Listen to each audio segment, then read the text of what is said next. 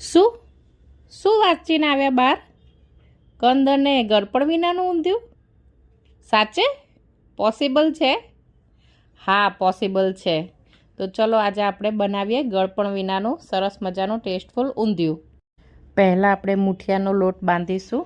એમાં ચણાનો લોટ અને સહેજ ભાખરીનો લોટ નાખેલો છે. ત્યારબાદ મીઠું, મસાલો, હળદર,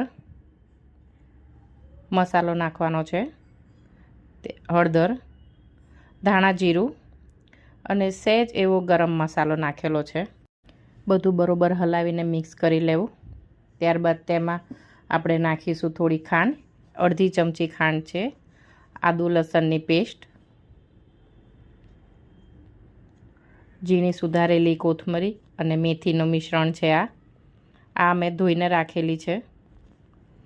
ત્યારબાદ તેમાં લીંબુ નાખીશું. અડધું લીંબુ નાખેલું છે. લીંબુ નાખવાથી મૂઠિયા કડક પણ રહે છે અને ટેસ્ટ પણ ઘણો સારો લાગે છે. ત્યારબાદ તેને હલાવી સહેજ અને આપણે એમાં તેલ નાખીશું. તેલ 6 ચમચી નાખવાનું રહેશે, 5 થી 6 ચમચી. જો તમે ઓછું નાખશો તો મૂઠિયા બનશે પણ એની એટલા સારા ફ્લેવર નહીં આપે. હવે બરાબર બધું મિક્સ કરી લેવું અને લોટ બાંધી લેવો.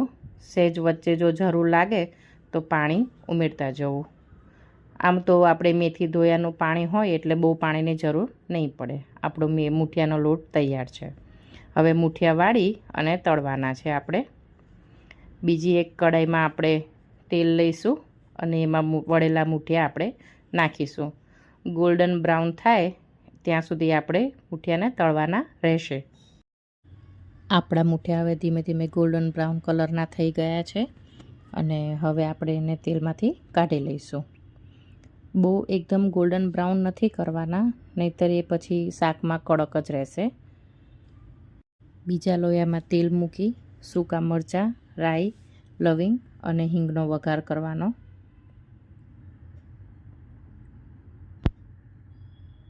ત્યારબાદ તેમાં આપણે ભરેલા રીંગણા નાખીશું. આમાં મેં લસણીયો મસાલો ભરેલો છે. જો તમે લસણ ના ખાતા હો તો તમે આમાં સાદું લાલ મરચું, હળદર, ધાણા જીરાનો પણ અને સિંગદાણાના ભૂકાનો પણ મસાલો ભરી શકો છો. રીંગણા સહેજ સોતળવાના થોડીક વાર તેલમાં. આ પ્રોસેસમાં આપણે પાણી એડ કરવાનું નથી. સહેજ બ્રાઉન કલર જેવા થઈ જાય એટલે એમાં આપણે હળદર ઉમેરીશું અને ત્યારબાદ તેમાં આપણે ફ્લાવર નાખીશું. આ આપણું કંદ વિનાનું ઊંધિયું છે એટલે એમાં મેં લગભગ 1 કિલો જેટલું ફ્લાવર લીધેલું છે અને હવે મેં અંદર લીલું લસણ નાખેલું છે. આપણે કંદ વિનાનું બનાવવાનું છે એટલે આ પ્રોસેસ દરમિયાન આપણે ખાલી એમાં ફ્લાવર, પછી તુવેરા, વટાણા, લીલી પાપડી અને લીલા ચણાનો જ ઉપયોગ કરીશું ખાલી. બાકી બીજું કશું એડ કરવાનું રહેશે નહીં. થોડુંક બધું ચડી જાય એટલે મેં આને એક જે બોઇલ લાવેલો છે પાપડી, વટાણા, દાણાનો એ એમાં ઉમેરીશું. આ બધી વસ્તુઓને મેં એક સીટી કરીને બાફી લીધેલી છે જેથી સાથે સરસ રીતે ચડી જાય. પછી હલાવીને થોડીક વાર માટે સિમર થવા દેવું અને એમાં લસણ નાખવું. આ કોરું સૂકું લસણ છે જે મેં 2 ચમચી લીધેલું છે. એને બરોબર સ્પ્રેડ કરી દેવું અને ધીમે ધીમે હલાવી અને શાકને એકદમ ધીમા તાપે ચડવા દેવું. આ ઊંધિયું છોકરાઓને પણ ઘણું પસંદ પડે છે કારણ કે ઘણા નાના બાળકોને કંદ નથી પસંદ હોતું. ત્યારબાદ મેં તેમાં લાલ મરચું નાખેલું છે અને ધાણા જીરું એડ કરેલું છે. બધું સરસ રીતે હલાવી અને હવે ધીમા તાપે ચડવા દેવું. ઊંધિયાની પ્રોસેસ હંમેશા ધીમા તાપે જ કરવી જેથી એ સરસ ચડી પણ જાય અને શાકની મીઠાશ જળવાઈ રહે. મીઠું એડ કરેલું છે મેં અને હવે ઢાંકી દેવાનું રહેશે. 2 મિનિટ ઢાંકવાનું છે આ પ્રોસેસ દરમિયાન. જુઓ શાકે બધો કલર પકડી લીધેલો છે અને આપણું શાક અધકચરું ચડી પણ ગયેલું છે. હવે એમાં આપણે મૂઠિયા ઉમેરીશું. બધા મૂઠિયાને અંદર સરખી રીતે ઉમેરી લેવાના રહેશે.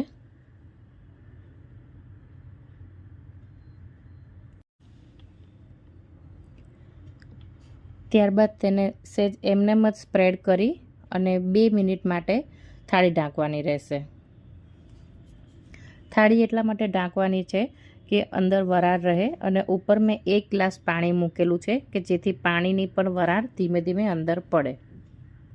2 મિનિટ સિજવા દેવું અને એના પછી આપણે જે પાણી ઉપર રાખેલું છે એ પણ ઊંધિયામાં એડ કરી દેવાનું રહેશે કે જેથી આપણા મૂઠિયા સરસ રીતે સોફ્ટ થઈ જાય અને એ ચાવવામાં બિલકુલ તકલીફ ના આપે. હવે ઊંધિયાને ધીમા તાપે સિમર થવા દેવું. હલાવીને મેં મૂઠિયા બધા નીચે જવા દીધા છે અને શાક ઉપર લઈ લીધું છે કારણ કે આપણું શાક હવે ઓલમોસ્ટ ચડી ગયું છે. ત્યારબાદ થોડો ગરમ મસાલો નાખેલો છે મેં. આ આપણું ઊંધિયું રેડી છે અને કોથમરી નાખી અને આપણું ઊંધિયું સર્વ થવા માટે રેડી છે. જુઓ સરસ કલર આવી ગયો છે આપણા ઊંધિયામાં. અને મેં ઊંધિયાની ઉપર થોડો ફરાળી ચેવડો નાખેલો છે, ઝીણી સુધારેલી ડુંગળી નાખેલી છે અને થોડો ટમેટાનો સૂપ નાખેલો છે જેથી એનો ટેસ્ટ એકદમ સરસ લાગે. Thank you.